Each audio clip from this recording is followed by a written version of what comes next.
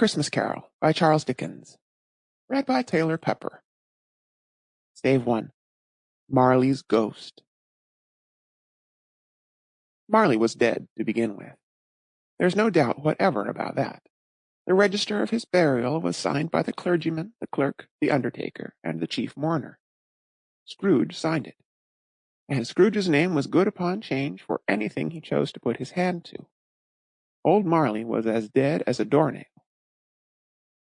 Mind, I don't mean to say that I know of my own knowledge what there is particularly dead about a doornail. I might have been inclined myself to regard a coffin nail as the deadest piece of ironmongery in the trade. But the wisdom of our ancestors is in the simile, and my unhallowed hands shall not disturb it, or the country's done for. You will, therefore, permit me to repeat emphatically that Marley was as dead as a doornail. Scrooge knew he was dead? Of course he did. How could it be otherwise? Scrooge and he were partners for I don't know how many years. Scrooge was his sole executor, his sole administrator, his sole assign, his sole residuary legatee, his sole friend, and sole mourner. And even Scrooge was not so dreadfully cut up by the sad event, but that he was an excellent man of business on the very day of the funeral, and solemnized it with an undoubted bargain. The mention of Marley's funeral brings me back to the point I started from. There is no doubt that Marley was dead. This must be distinctly understood, or nothing wonderful can come of the story I am going to relate.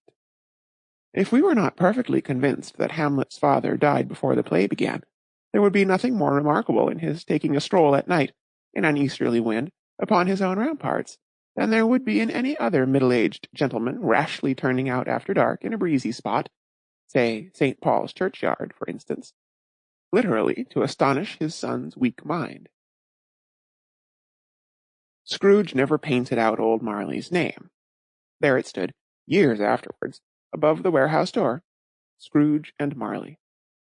The firm was known as Scrooge and Marley. Sometimes people new to the business called Scrooge Scrooge, and sometimes Marley, but he answered to both names. It was all the same to him.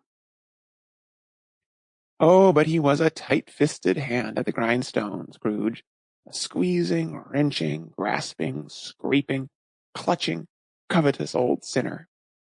Hard and sharp as flint, from which no steel had ever struck out generous fire. Secret and self-contained, and solitary as an oyster. The cold within him froze his old features, nipped his pointed nose, shriveled his cheek, stiffened his gait. Sample complete. Ready to continue?